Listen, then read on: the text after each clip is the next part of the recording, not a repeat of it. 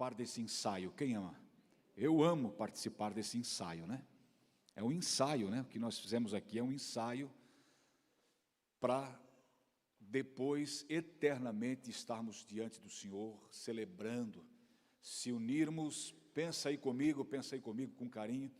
Pensa aí, nós se unirmos ao coral celestial, né? Aos serafins, anjos e arcanjos, e todos os irmãos que já nos precederam, que já estão na eternidade, que irão um dia ressuscitar com Cristo, a igreja de todos os tempos, reunida diante do trono de Deus, celebrando numa só voz.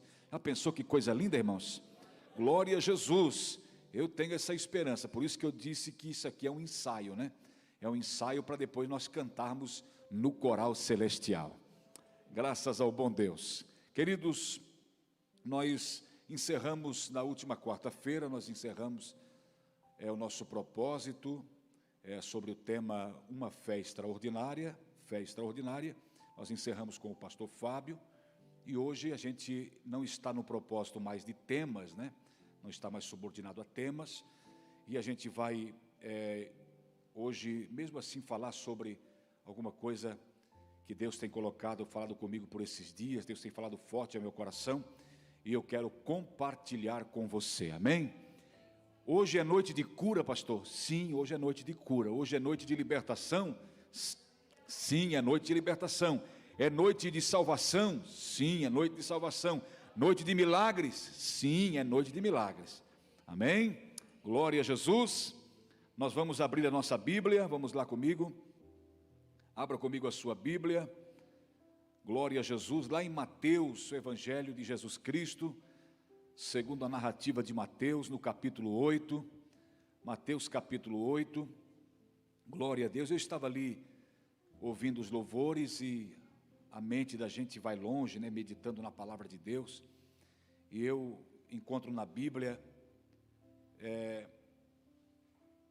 várias passagens bíblicas de Jesus. Não tem nenhuma nem duas, são várias passagens bíblicas de Jesus, muitas vezes ir de um lugar para o outro para pregar para algumas pessoas apenas, né? Houve a situação dele atravessar o mar da Galileia para ir para Gadara pregar para um só. Então Jesus era um pregador de multidões, mas também pregador de uma só pessoa, né? A mulher samaritana, por exemplo, é outra situação, né? Jesus estava pregando para a mulher samaritana. Então não importa a quantia, importa que as pessoas tenham o seu igual valor, mesmo uma multidão, mesmo uma só pessoa tem o seu valor diante de Deus. Vamos orar, queridos? Achou o texto aí? Fecha os teus olhos. Senhor, nosso Deus, nós queremos nesta noite, Senhor, receber um pouco mais do céu, daquilo que o Senhor tem para nós. Eu sei que o Senhor não reúne o seu povo em vão. O Senhor reúne o seu povo para abençoar. E hoje, Senhor, aqui neste lugar, está o teu povo reunido. Os que desejaram estar aqui, Senhor. Os que têm fome e sede. Os que têm, Senhor, os que te amam verdadeiramente. Os que querem mais de ti, Senhor. Não deixam passar nenhuma oportunidade de estar na casa de Deus. Porque é bom demais estarmos aqui.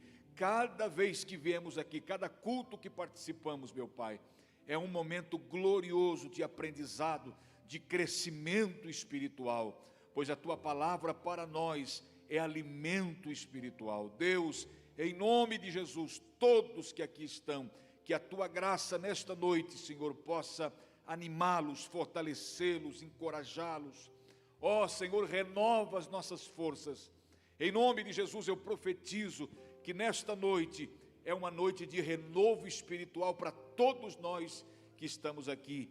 Eu creio, Senhor, que o Senhor não reúne o seu povo em vão. Quando o Senhor reúne o seu povo, reúne para abençoar. E nós viemos aqui nesta noite para receber mais de Ti. Eis-nos aqui diante da Tua presença para recebermos mais de Ti, mais de Ti, mais. Em nome de Jesus, em nome de Jesus. Amém. E graças a Deus. Amém, queridos? Vamos lá, Mateus capítulo 8, a partir do verso 5. Mateus capítulo 8, a partir do verso 5, glória a Jesus, nós vamos ler a palavra de Deus, vamos ler. E entrando Jesus em Cafarnaum, chegou junto dele um centurião, rogando-lhe, e dizendo, Senhor, o meu criado jaz em casa paralítico e violentamente atormentado. E Jesus lhe disse, eu irei e lhe darei saúde. Amém, queridos? Coisa linda, hein? Eu irei e lhe darei saúde. E o centurião respondendo disse, Senhor, não sou digno de que entres debaixo do meu telhado, mas dize somente uma palavra e o meu criado sarará.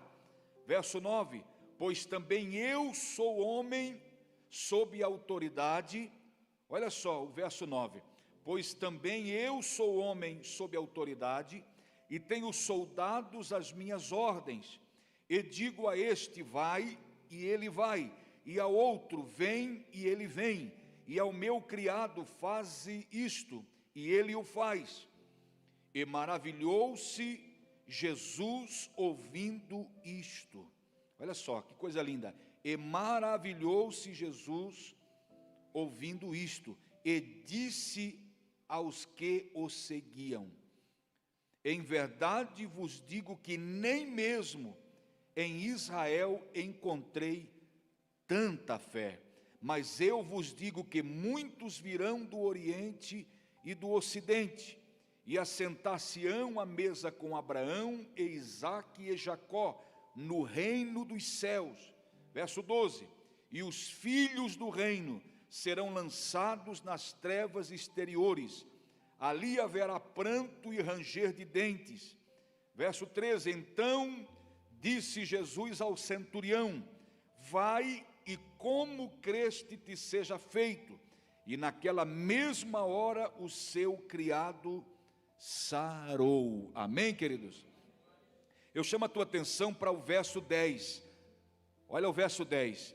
E maravilhou-se Jesus ouvindo isto, e disse aos que o seguiam, em verdade vos digo que nem mesmo, diga comigo, nem mesmo em Israel encontrei tanta fé. Irmãos, preste atenção comigo. Se você for fazer um estudo desta passagem bíblica, como eu hoje eu procurei ver os detalhes dessa passagem bíblica. Esse centurião, ele era um centurião romano, era um homem romano, não era judeu, era romano. Mas o que ele estava fazendo, pastor Marco, aqui em Cafarnaum?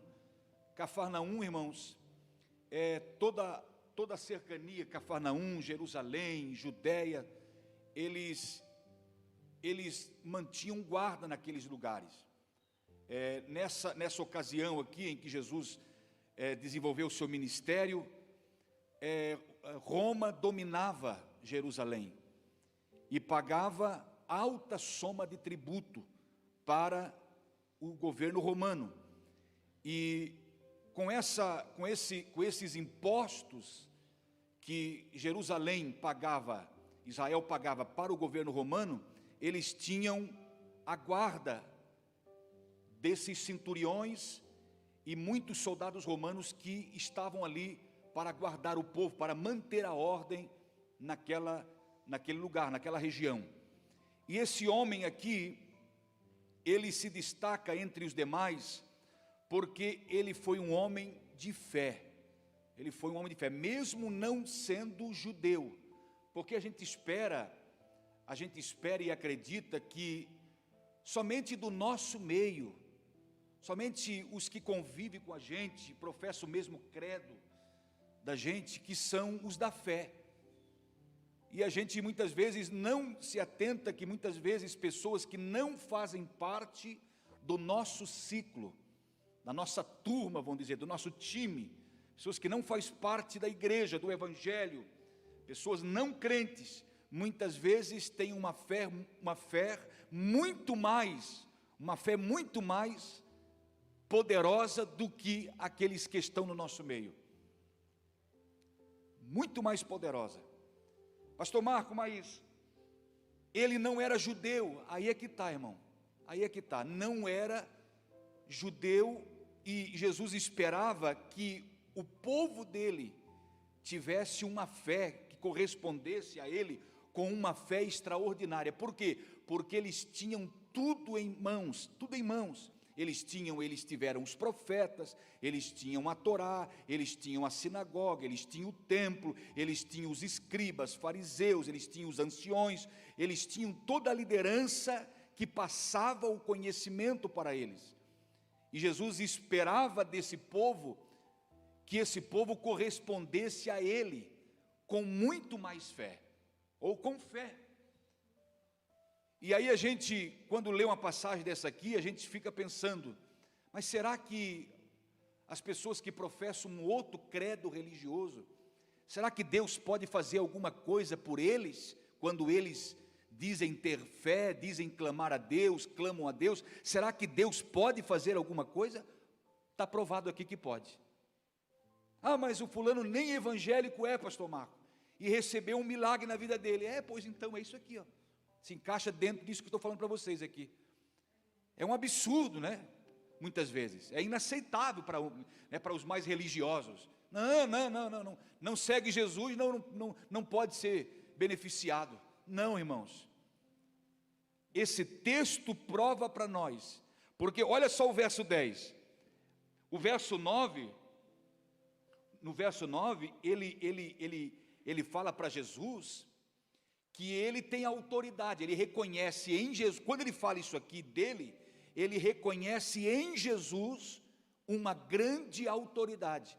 Porém, a autoridade que ele tinha como centurião era apenas no âmbito das coisas naturais, das coisas físicas, e não do mundo espiritual. Jesus era uma autoridade também aqui, mas uma autoridade espiritual. E nesse campo espiritual, Jesus era a autoridade máxima. Ele podia intervir como ele desejasse intervir. Ele tinha poder sobre todos os demônios, todas as enfermidades. No campo espiritual, Jesus era a autoridade. Este homem era também uma autoridade, mas porém não no campo espiritual. Mas porém ele se destacou por uma fé extraordinária que ele tinha. E aí quando ele disse, eu sou, porque ele falou do criado dele, que estava em casa violentamente atormentado, paralítico, né? Diz lá no verso, acompanhe comigo o verso 5, diz assim, entrando Jesus em Cafarnaum, chegou junto dele um centurião rogando-lhe, e dizendo, Senhor, o meu criado jaz em casa paralítico e violentamente atormentado. Então, quando a gente vê aqui que ele se interessa pela situação do criado dele, nós logo entendemos que esse homem era muito bondoso de coração, porque era apenas um criado dele, não era um filho, era um funcionário dele, alguém que recebia a ordem dele, alguém que estava ao seu serviço. E ele, sendo uma pessoa muito amorosa, o texto deixa claro isso aqui, porque ele se interessou, alguém que se interessa por alguém que nem da família é, querendo ajudar essa pessoa manifesta nessa atitude. Os irmãos estão por aí, queridos? Essa pessoa manifesta o quê? Que ela tem bondade no coração, que ela é bondosa, ela é misericordiosa. É misericordioso. E Jesus disse, bem-aventurados os misericordiosos, porque o quê? Eles alcançarão misericórdia. Usar de misericórdia e de bondade para uma pessoa da família, uma pessoa muito próxima da gente, isso aí até não é de se estranhar, não é muito. Agora, usar de misericórdia e de bondade para uma pessoa que você não conhece muitas vezes, ou uma pessoa que não faz parte do teu ciclo familiar, uma pessoa distante, aí é que mostra realmente o coração que temos. É por isso que eu sempre glorifico a Deus por essa obra, porque essa obra se interessa por pessoas, e a maior parte das pessoas que são beneficiadas, ajudadas por essa igreja, são pessoas de outras denominações, que a gente nunca se importou com isso, pessoas que não professam credo religioso nenhum, que vêm aqui para se beneficiar, e a gente ajuda, dentro do possível a gente ajuda, porque eu entendo que a misericórdia tem que ser exercida, a bondade tem que ser exercida para todos, para os que estão mais próximos, para os que estão distantes do nosso ciclo, os de fora do nosso ciclo também, do nosso âmbito familiar. Então esse homem, ele mostra a bondade dele, quando ele se interessa em ajudar, ir até Jesus para ajudar o seu servo. Quem está aí, irmão? Dá um glória a Deus aí, dá um glória a Deus. Olha só, olha a situação, paralítico, verso 6. O servo estava paralítico e violentamente atormentado. Olha que situação, irmão. Quem sabe essa paralisia aqui, ó, era já proveniente de possessão, da possessão, porque os demônios possuíam o corpo daquele rapaz. Um dia Deus me falou muito claro no meu ouvido, no meu coração. Deus disse: meu filho, esse corpo tem sido um casulo de enfermidade. Um casulo de enfermidade, Senhor? Sim, um casulo de enfermidade. Porque na verdade Paulo disse que o nosso corpo, agora que nós somos crentes em Jesus, Paulo disse assim, ó: não sabeis vós que o vosso corpo é templo de Deus e que o Espírito de Deus habita em nós? Amém? Então nesse templo aqui não pode, irmão. Ah, mas pastor, mas a gente é acometido por enfermidades, por doenças, sim, irmão, sim, mas a gente não pode aceitar como nosso isso. Alguém me disse um certo dia: a minha doença, eu estou sofrendo muito com essa minha doença. Eu disse: olha para mim aqui, não é sua doença. Se você dizer que é sua e baixar a cabeça e aceitar que é sua, e se conformar com isso, você vai ficar com essa sua mesmo, que diz que é sua, mas não é. Amém? O nosso corpo é templo do Espírito Santo e não casulo de enfermidade. Amém? E não casulo de enfermidade. Então nós temos que ficar muito atento a isso, porque nós não podemos aceitar, por mais que a gente é passível, a gente é sujeito às enfermidades, nesse corpo frágil, contaminado, atingido pelo pecado. A gente pode ficar doente, eu fico doente, a gente fica doente, mas quando acontece qualquer coisa, a gente não deve aceitar aquilo na nossa vida, irmão. Amém? Jesus me libertou, meu corpo é templo do Espírito Santo, em nome de Jesus, sai enfermidade, sai para lá enfermidade.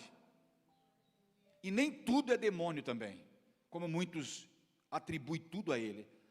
Meu camarada pegou uma gripe muito forte, é o demônio, é o diabo. Eu digo, não, muitas vezes é a fragilidade nossa mesmo, é a nossa fragilidade, é o nosso corpo que é frágil, irmão.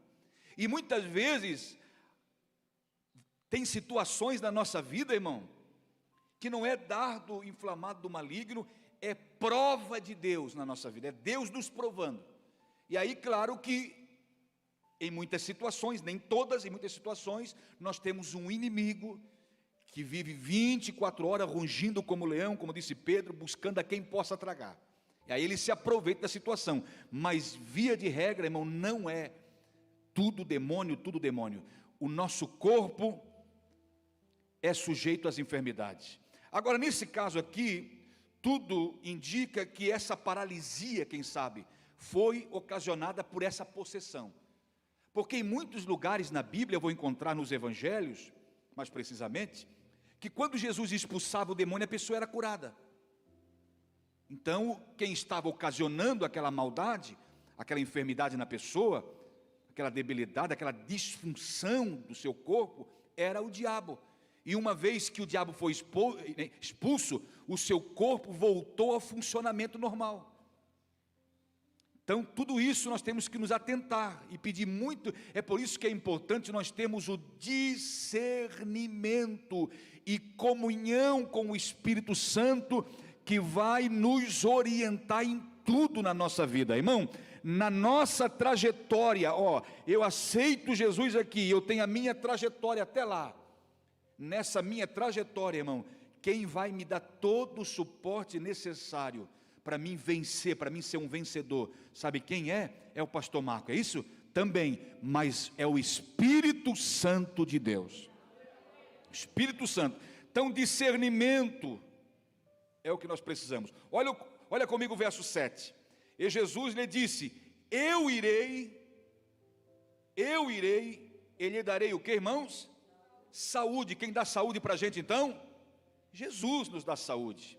Olha o verso 8. E o centurião respondendo disse: Senhor, não sou digno de que entres debaixo do meu telhado, mas dizes somente uma palavra e o meu criado sarará. Olha só a humildade e o reconhecimento desse homem por Jesus.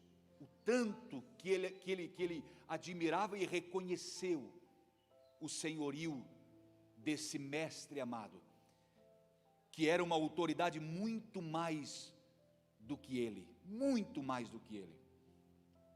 Ele disse: eu não sou digno de que o Senhor entre debaixo do meu teto, do meu telhado.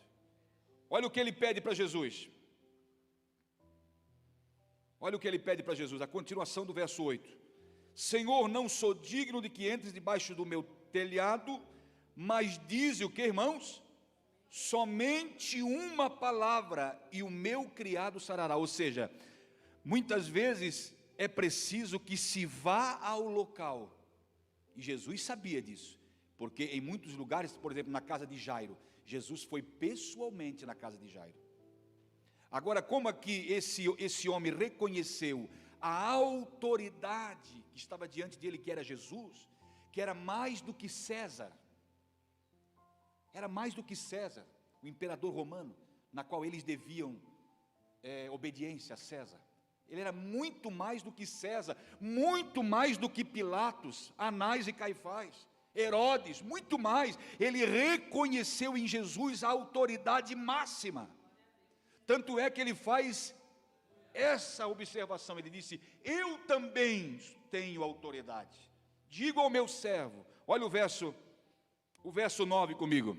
Pois eu também sou homem sob autoridade. Então ele sabia que Jesus estava sob a autoridade de quem?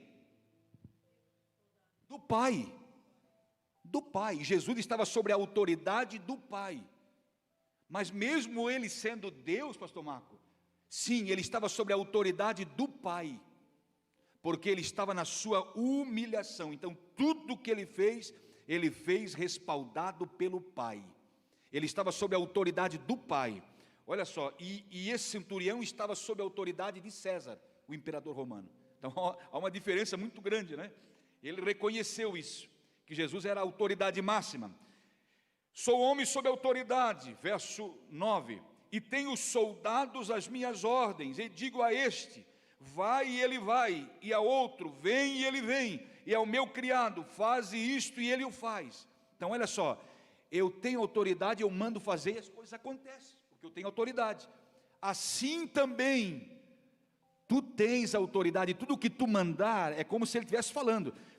Assim tu também, mestre, tens autoridade, e se tu mandar, por isso que ele disse: diga só, nem precisa ir na minha casa, porque eu não sou digno do que o Senhor vai lá, mas diga somente uma palavra, e já vai acontecer o milagre. Amém? Olha só que coisa linda isso aqui. Verso 10, aí diante desse fato, dessa demonstração de reconhecimento máximo, de reconhecimento, esse homem, irmãos, ele era acostumado, esse centurião, ele era acostumado a chegar diante de César, diante das autoridades de altas patentes, homens que tinham grandes batalhas conquistadas, homens de grande autoridade, no âmbito das coisas naturais, físicas, mas ele sabia que ele estava ali diante de uma, e Jesus não era, Jesus como filho de Deus, ele podia dizer: não, eu tenho autoridade, eu faço isso, eu faço aquilo, eu sou filho de Deus, mas ele nunca quis exibicionismo, nunca quis se exibir como Deus. Quando o diabo disse: se tu és filho de Deus, ele disse: tu dizes. Então ele nunca quis se gavar das coisas como Deus. Ele sempre dava toda a glória ao Pai Celestial. Ele disse: eu faço porque o Pai manda eu fazer. o filho faz o que o pai faz. Amém? E aí esse homem tinha essa ciência de que Jesus era a autoridade máxima. E diante disso que ele falou, dessa declaração que ele fez, olha o verso 10. Maravilhou-se Jesus. Irmão, para impressionar Jesus, amém? Para impressionar Jesus tem que ser muita coisa. E aqui, eu dou aqui, eu aplaudo aqui esse homem, porque sendo ele romano, não se esperava isso de um romano, quanto muito ainda de um centurião, homem treinado para a guerra, pessoas que não riam facilmente para qualquer um, não podiam estar rindo para qualquer um, eram durões, andavam armados nas ruas da cidade, qualquer um que saísse fora da ordem, eles podiam executar, podiam prender, homem que não mostrava o dente para qualquer um assim, não ficava rindo à toa, né?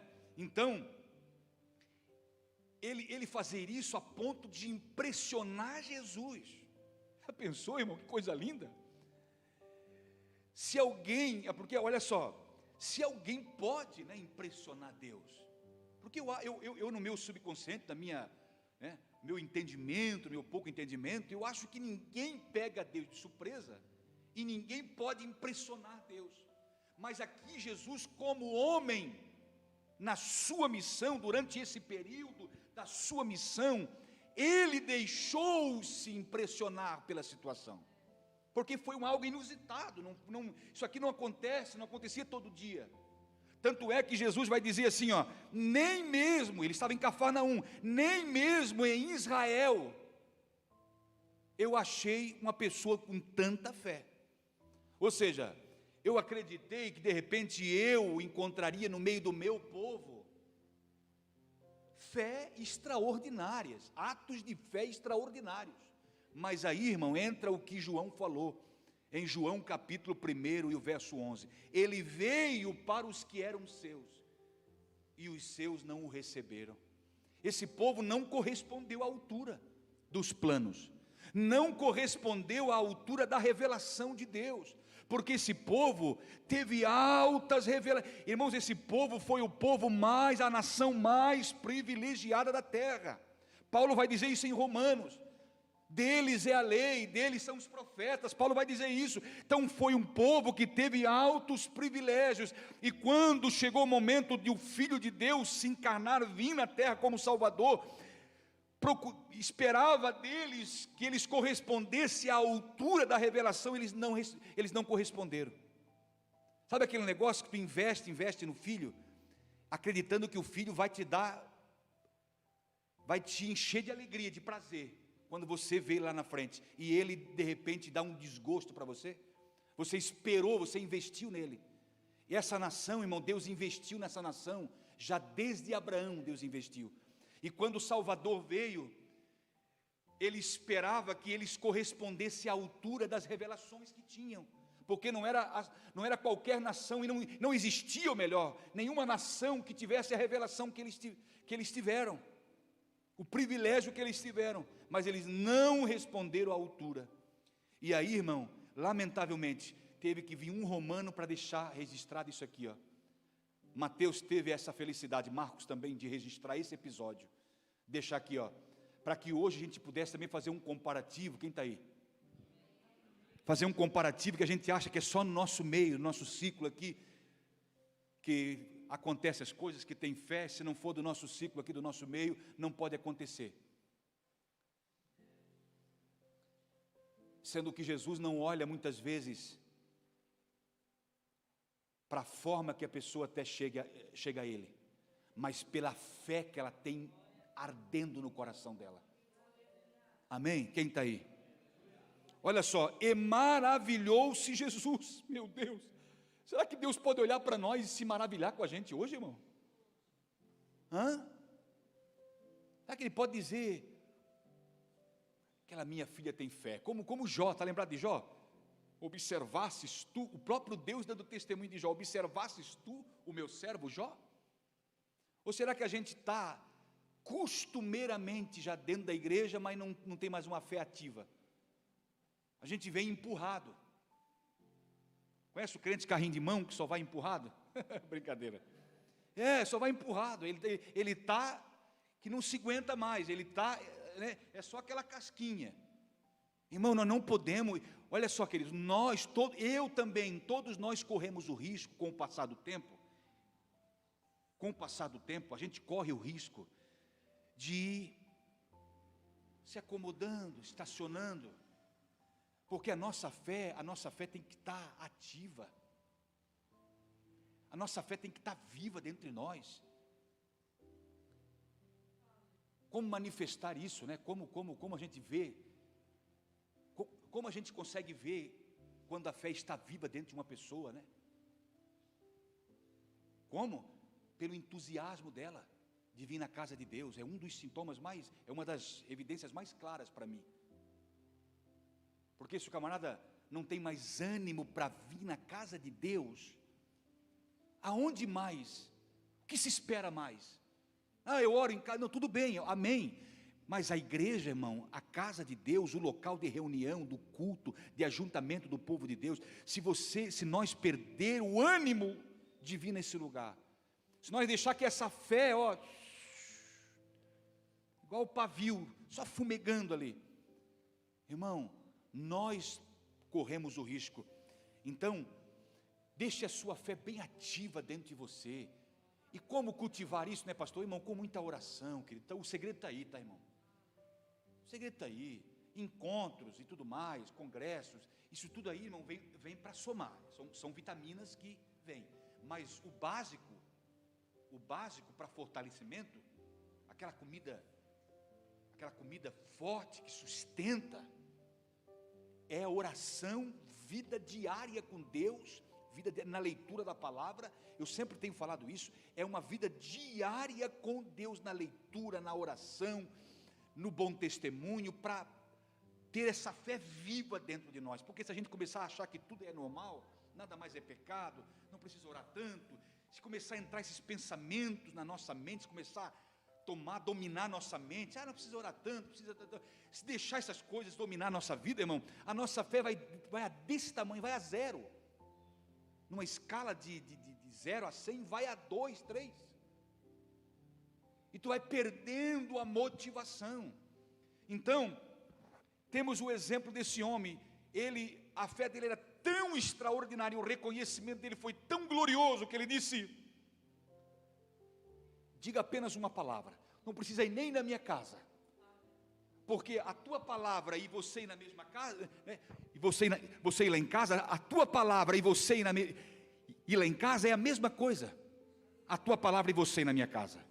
Então diga apenas uma palavra, irmão. Se você sair daqui hoje com uma palavra dizendo: Deus, apenas diga uma palavra na minha questão, ao meu favor, na minha situação, diga apenas uma palavra. Se você crê nessa palavra liberada de Jesus, você é vitorioso, você recebe vitória.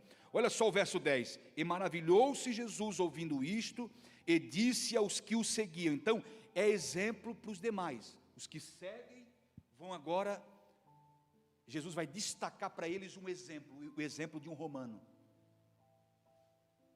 Quem sabe as pessoas ficarem impressionadas, porque Jesus aqui elogia ele. Olha só, olha o verso, a continuação do verso 10: em verdade vos digo, que nem mesmo em Israel encontrei tanta fé, mas eu vos digo que muitos, aí olha o verso 11, até o verso 10, tudo bem, mas o verso 11 para frente, Jesus dá um beliscão nas pessoas que estavam ao seu redor ali, nos que o seguiam. Jesus elogia para eles, destaca o exemplo desse homem, e aí Jesus é como se Jesus desse um beliscão neles. Olha só: mas eu vos digo que muitos virão do Oriente e do Ocidente, e assentar-se-ão à mesa com Abraão, Isaque e Jacó. Onde, irmãos? No reino dos céus. Os filhos do reino. Quem são os filhos do reino aqui nessa ocasião? É Israel, o povo israelita, os judeus, mais precisamente, os judeus, é o povo do reino, tá? O momento ali estava sendo oferecido a eles, a obra estava sendo oferecida a eles, o Cristo Salvador se manifestou a eles, e eles não estavam correspondendo à altura das revelações. Os filhos do reino serão lançados nas trevas exteriores, ali haverá pranto e ranger de dentes. Olha só, então disse Jesus ao centurião: vai, como creste, que seja feito. E naquela mesma hora o seu criado sarou. Então olha bem, Jesus estava dizendo aqui, vai ser tirado a vez de vocês vão passar, vai passar de vocês a oportunidade. Vai passar de vocês a oportunidade. Virá do Oriente e do Ocidente. E foi realmente essa profecia de Jesus se cumpriu, essa previsão de Jesus se cumpriu ao pé da letra. Hoje a gente vê a nação de Israel, que ainda existe, está lá a nação de Israel, está lá o povo de Deus, mas estão lá o quê? Desacreditado no Cristo que veio. Estão esperando um outro Messias. A nação está lá.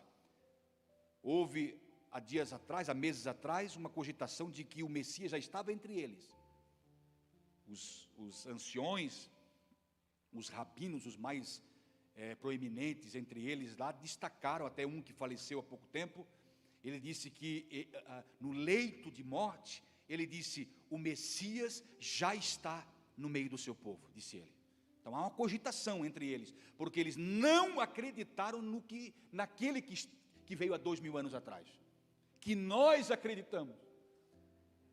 Veio do Oriente, veio do Ocidente, gente de todas as nacionalidades veio e acreditaram nele. Hoje nós estamos aqui acreditando nele, e eles estão lá numa dormência, adormecidos espiritualmente. Eu já ouvi vários pregadores dizer que se Israel não tivesse rejeitado, não estava lascado. Não. O propósito de Deus com Israel foi outro. O mundo inteiro seria alcançado. As nações, as demais nações do mundo seriam alcançadas. É claro isso. Mas aquele momento que ele veio para o seu povo, ele veio especificamente para o seu povo manifestar a sua obra gloriosa de resgate, efetuar o plano do Pai, pôr em prática o plano que ele tinha na eternidade, que foi tipificado em todo o Antigo Testamento, através da morte de animais, foi tipificado o que iria acontecer com ele, o que o Pai já tinha se provido, o que iria acontecer. Mas aquela nação não correspondeu, e aí ele preveu, ele disse: olha, virá do Oriente, virá do Ocidente, olha só, muitos, e vão se assentar à mesa. Isso vai acontecer. E aí, irmão, o que aconteceu? Muitos, e os filhos do reino, verso 12, serão lançados nas trevas. Então, quantos que morreram já desacreditando? Judeus morreram desacreditando. Perderam a chance, pastor Marco? Perderam. Os que tiverem vivos na ocasião, que é apenas um remanescente, disse Paulo em Romanos, que será salvo. Os que estiverem vivos na ocasião do arrebatamento da igreja, que acreditarem, porque tem muitos que acreditam, judeus messiânicos, que acreditam em Jesus, mas a maioria deles não acredita, ainda está esperando o Messias. Então esses que acreditam no Messias, como nós acreditamos, no arrebatamento, subirão com a gente. Os que não acreditam vão ficar, aí vai se manifestar o anticristo, que aí eles vão acreditar ser ele o Cristo, ser ele o Cristo. E a operação do erro, do engano, vai ser permitida por Deus. Ele vai fazer descer fogo do céu, vai fazer coisas estrondosas que vai atrair multidões, inclusive os judeus, que vão andar de mão dada com ele, acreditando. Então nesse interim, veio do Ocidente, veio do Oriente, já um grande povo, já aceitou Jesus, muitos já tombaram aqui, estão na eternidade esperando o arrebatamento, a ressurreição. Os que tiverem vivo na ocasião vão também, e todos esses vão se assentar na mesa, com Abraão, Isaque e Jacó no reino. Quem está aí? Dá um glória a Deus. Então os improváveis ganharam a sua vez, tiveram a sua oportunidade, os improváveis. Então nunca subestime alguém que não faz parte do nosso ciclo. Nunca subestime alguém por não professar a mesma fé da gente que, não recebe. Recebe, irmão, se tiver fé, recebe. E daqui um pouquinho, Olha o que Paulo vai dizer. Vai comigo lá se você puder colocar aqui, irmão, para os irmãos, não preciso abrir a Bíblia. Mateus capítulo 21, verso 31. Diz assim, ó. Pode acompanhar aqui, Mateus 21 e 31. Qual dos dois fez a vontade do Pai? Disseram-lhe eles, o primeiro. Jesus contando a história. Olha só, olha a continuação desse versículo. Disse-lhe Jesus, em verdade vos digo que os publicanos e as meretrizes entram adiante de vós no reino. Então aqueles que se julgavam religiosos, sabichões, os bambambam, doutores da lei, Jesus disse, olha, por essa ignorância de vocês, e por vocês não quererem se submeter à minha autoridade, à minha proposta, à proposta divina, celestial que eu trago a vocês, por vocês não quererem se submeter, vocês vão ficar nessa religiosidade de vocês, e vai entrar na frente de vocês, vai passar na frente de vocês, aqueles que vocês ridicularizam, que vocês nem acreditam que de repente pode dar alguma coisa dali. Sabe o que nós corremos o risco, irmão? Nós corremos o risco de muitas vezes nos ir acomodando, esfriando, e se acomodar e virarmos religiosos, frequentadores de igreja, carregadores de Bíblia, intitulado gospel. E aqueles que a gente não acredita que dali vai sair alguma coisa, de repente se converte e passa na nossa frente. Cuidado, irmãos, vamos cuidar. Sabe o que aconteceu lá em Malaquias? Se você for ler o livro de Malaquias, os sacerdotes que eram para averiguar por 3 ou 4 dias, me falha a memória agora aqui, 3 ou 4 dias eram para averiguar o cordeirinho. O cordeirinho teria que ser analisado antes de ir para o sacrifício ser oferecido. Por quê? Porque segundo a lei teria que ser um cordeiro sem mancha, sem mácula, não podia ter defeito nenhum. De tanto praticar a mesma coisa e se acostumar com aquilo ali, e se conformando, relaxando na vida espiritual, sabe o que eles estavam fazendo, irmão? Trazendo o manco, o coxo, o cego, o pior animalzinho que tinha. Sabe por que é? Porque aquilo que eles era uma coisa santa a Deus, e era um sacrifício a Deus, portanto eles fazer a mesma coisa, eles foram se descuidando, porque a gente tem temos esse perigo de a gente se descuidar da vida espiritual, e a gente ir se acostumando com as coisas, e fazendo as coisas de qualquer forma, vai empurrando, vai de qualquer jeito. E aí sabe o que eles estavam fazendo? Em vez de pegar o melhor animal que Deus pediu, eles estavam dando o pior animal, porque aquilo para eles já estava banalizando, estava já virando uma rotina. E é perigoso isso na nossa vida, quando a gente cai nessa problemática, de querer tratar as coisas de Deus de qualquer jeito, e empurrando e se acostumando.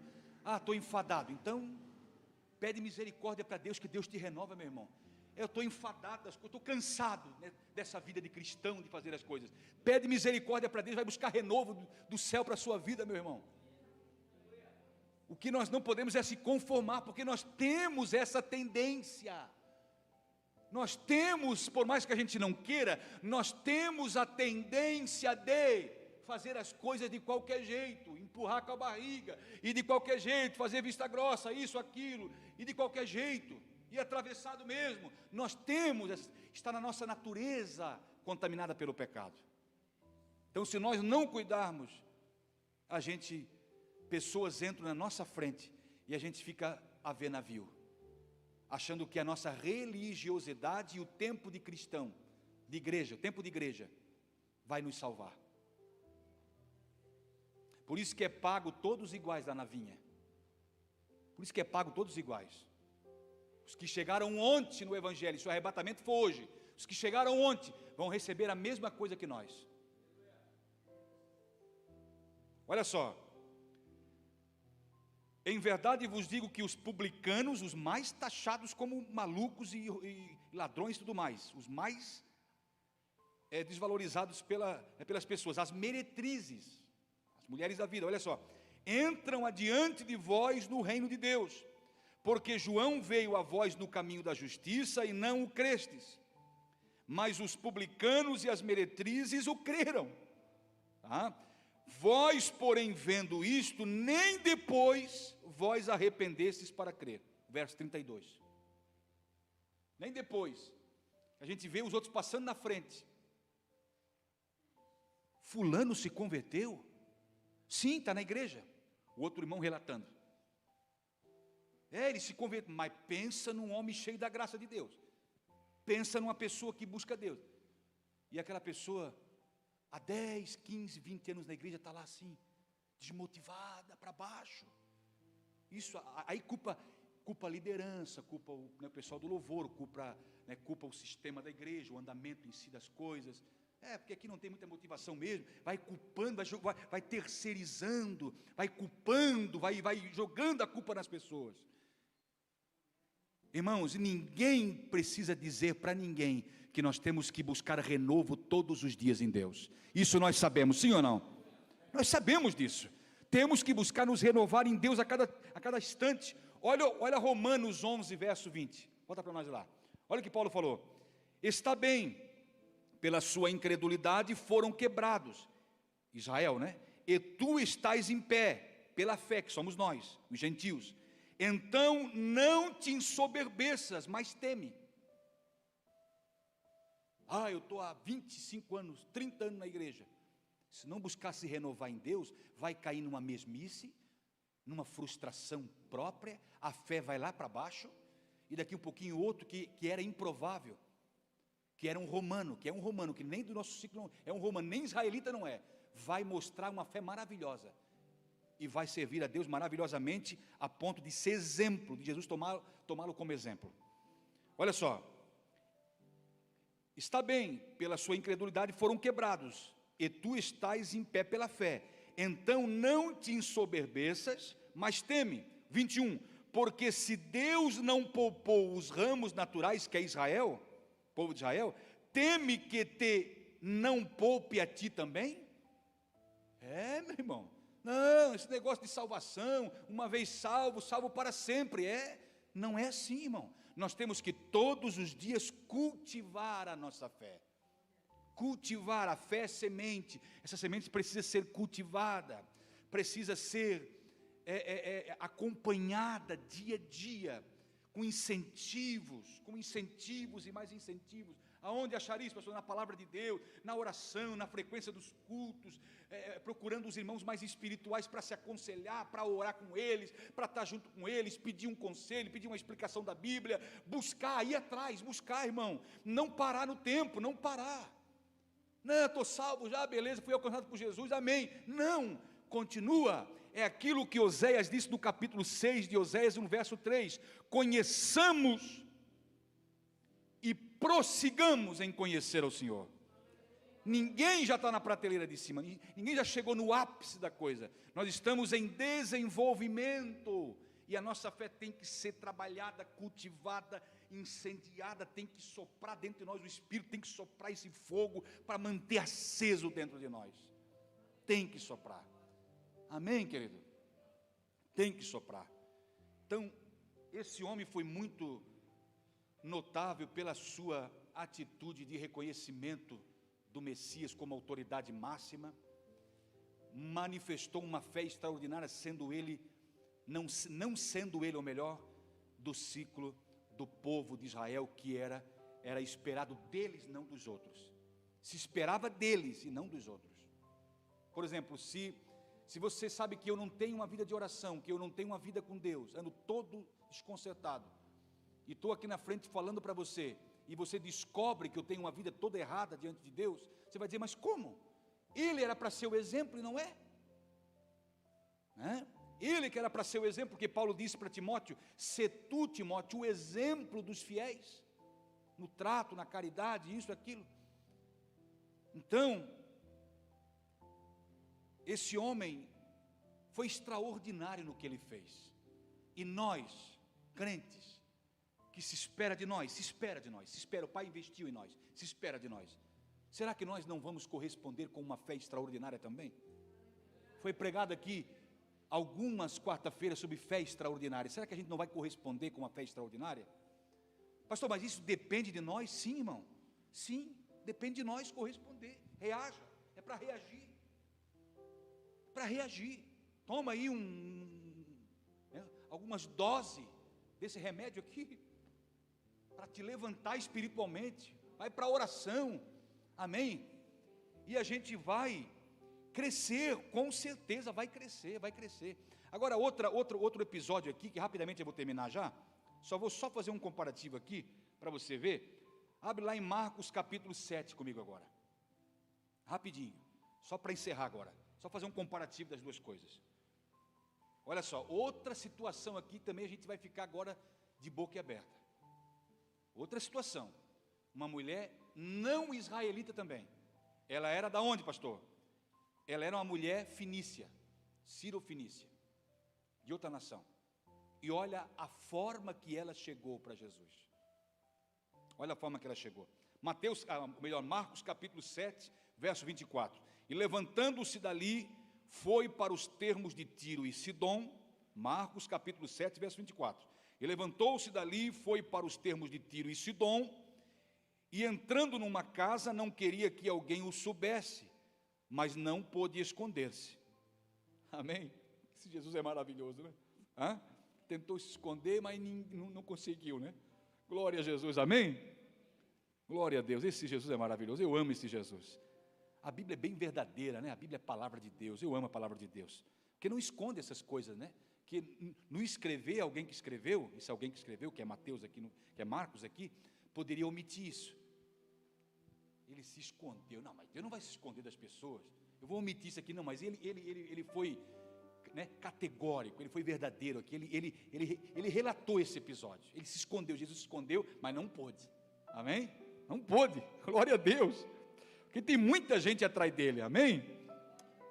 Olha só, verso 25, porque uma mulher, cuja filha tinha um espírito imundo, ouviu falar dele.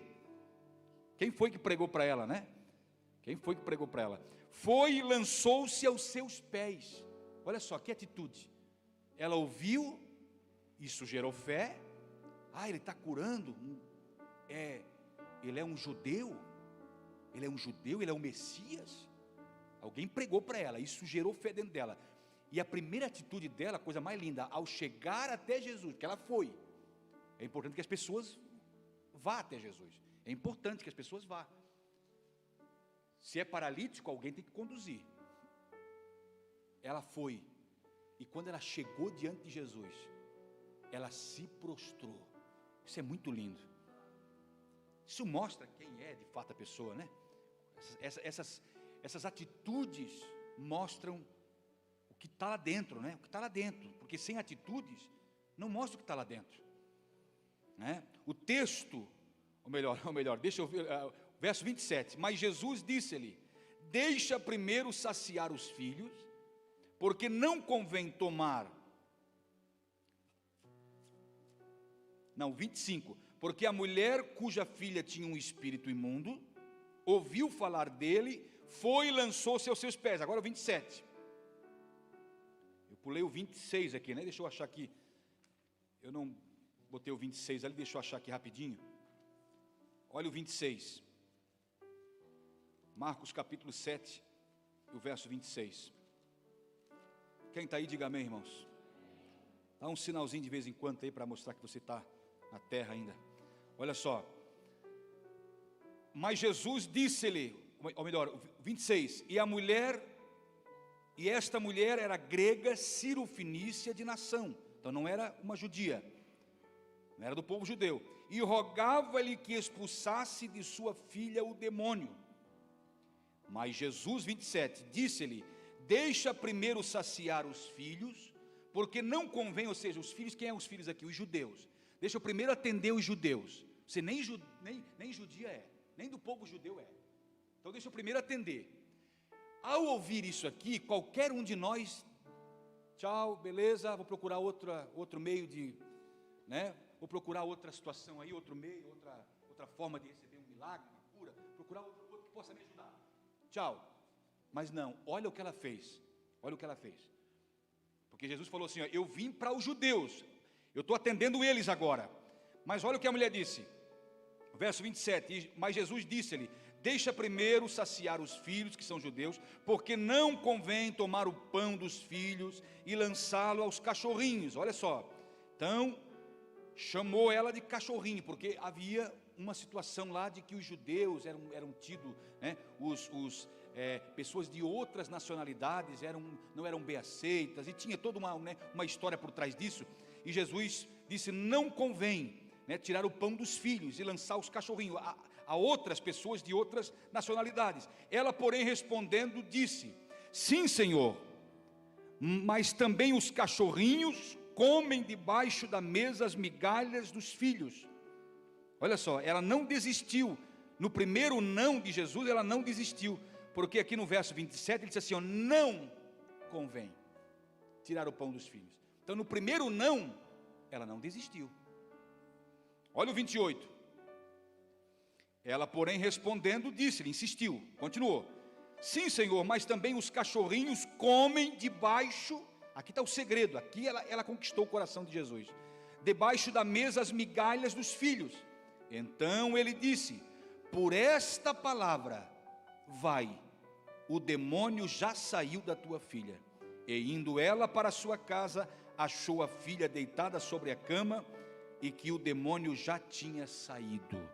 Olha só, irmão, que coisa linda. No primeiro não dela, primeiro não de Jesus para ela, ela insistiu. Ela disse: eu sei que eu não sou judia, eu não sou do povo judeu, mas eu quero. Jesus disse: eu vim para o povo judeu. Ela insistiu.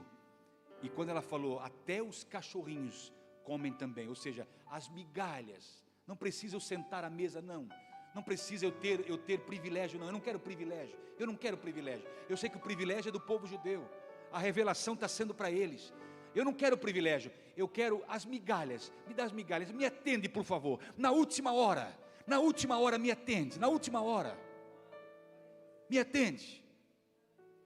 atende, por favor, me atende. E aí ela disse: os cachorrinhos também comem das migalhas, eu estou pronto para receber, nem que for migalha, eu vou comer. Eu quero o teu favor. Em outras palavras, eu quero o teu favor, eu preciso do teu favor. E aí quando ela falou isso, irmão, imediatamente, sendo ela Ciro-fenícia, na hora, irmão, Jesus disse: então eu te alcanço o que tu queres, eu te dou o que tu queres. Por esta palavra que tu falou, essas atitudes sua, o demônio já saiu da tua filha. Então olha que coisa gloriosa, esse Jesus maravilhoso. Olha como Deus trabalha. Isso aqui é para nós parar e pensar como Deus trabalha, irmão. Deus não trabalha dentro da nossa axiologia. Deus não trabalha dentro daquilo que nós programamos. Não precisamos dizer o que Deus tem que fazer ou não fazer. A gente costuma querer passar na frente e dizer: faz isso, faz aquilo, Senhor. Senhor, abençoa só o fulano, o outro lá está me criticando, está me perseguindo, não abençoa não, Senhor, dá um tempo para ele. Não, irmão, não. Deus faz do jeito que Ele quer, amém? Deus faz do jeito que Ele quer. Deus olha para os corações. Lamentavelmente tem pessoas que não é do nosso ciclo, que tem muito mais fé, muito mais persistência do que nós que temos todo o entendimento. Paulo vai dizer em Romanos capítulo 11, se não me falha a memória, Romanos capítulo 11, Paulo vai dizer que Israel vai ser salvo. Deus não esqueceu o seu povo. Paulo disse assim, ó: eles têm zelo, Paulo disse, mas um zelo sem entendimento. E nós temos entendimento sem zelo, é o contrário. A gente faz as coisas assim, ó, as coxas. A gente acha que Deus é obrigado a nos atender. Então eles têm